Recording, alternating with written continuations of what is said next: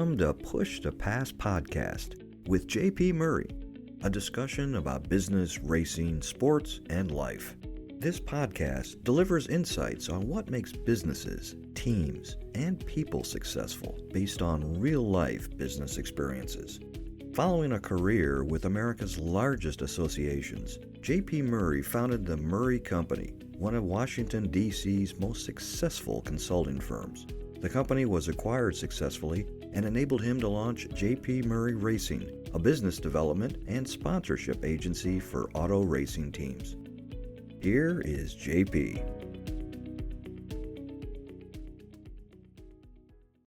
Welcome to the Push to Pass podcast. Today, episode 107, how I landed my biggest racing sponsor to date. Hope there are more big ones coming. And this is, as I break it down, the 5 kind of steps that really helped me get in front of this prospect, land them, and continue to work with them. Number 1, I started by prospecting growing brands that are not already in motorsports. I want to encourage you to find your blue ocean. I try to spot growth signals like increased social media, new product lines, expansion plans.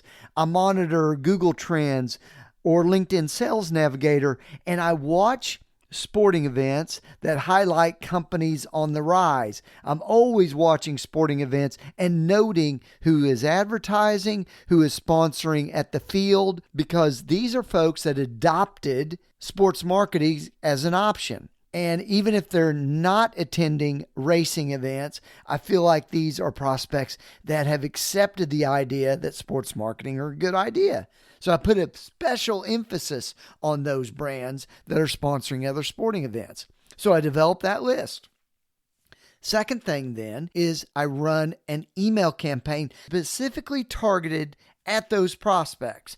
I use a tool called Seamless AI to help find data on the right contacts, including email address and phone number. Then, using HubSpot or another tool, maybe it's MailChimp for you, I send that campaign. I pay a lot of attention to the subject line. I use personalization, like addressing the recipient by name, referring to the company, to make it not look like a mass email. I want to touch on their industry. If I can cluster a group based on the industry that they're in, like recreational vehicles as an example, I want to be able to do that. Then I track the open rates and the engagement metrics of that campaign. I follow up with a phone call on everyone that opens that email campaign. I put a priority on those that open it more than once, because that tells you that there's something happening. Maybe they're sharing, they're passing it around. I schedule time to do that. And I want to make sure when I send an email that I've got time later in that day to contact the people that open that email, because I've found that they're much more likely to engage with you when it's at top of mind. The third thing I'd like to tell you about is how you build a narrative around how racing helps brand and sales growth. I like to provide concrete examples and metrics around racing sponsorships. Since they're not familiar, I want to show the comparison between, and frankly, the great results that my racers get and how it can either amplify and complement what they're currently doing, or even replace a marketing effort that is a little stale that they might be currently engaged in. Racing is just a format. I mentioned the events have extremely loyal fans. I talk about the volume impressions that you can get through those events, through social media mentions, through TV broadcasts. I like to share statistics because the number of people that you can connect with, either through social during the event or in person by having, let's say, a driver appearance, is as good as any other format that I've ever seen. So I want to be able to educate and showcase the value of motorsports and what that brand can get through it. The fourth thing that I did, finding out what works for the prospect. What are they trying to accomplish? What's the best thing that can happen for them if this does occur? Focus the sales conversation on helping their key metrics, not about getting a racing sponsorship. The racing thing will follow. My key point is that the proposal should address what is most important to them. Number 5, during all of this dialogue, I want to get the answers to these questions. If I have the answer to these questions, I'm more likely to close the deal because I'm actually having a dialogue with that prospect.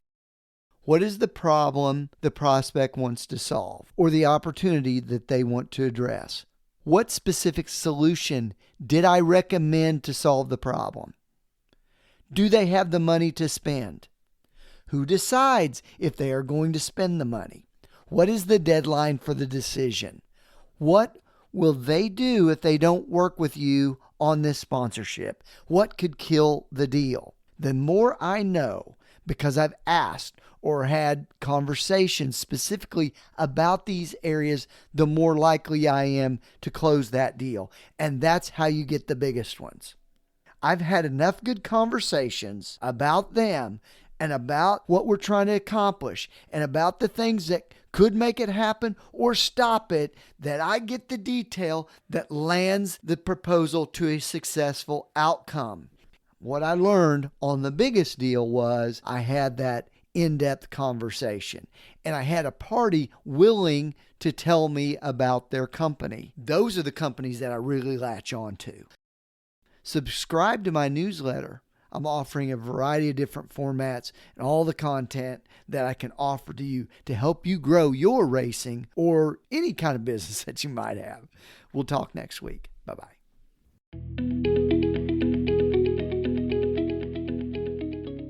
Thank you for listening to the Push to Pass podcast with JP Murray, a discussion about business, racing, sports, and life. If you would like to sponsor Push to Pass, send an email to jp@jpmurray.com. Follow JP on Twitter, LinkedIn, Facebook, and YouTube. His website is jpmurray.com. Until next time, push yourself to pass the competition. Thanks for listening.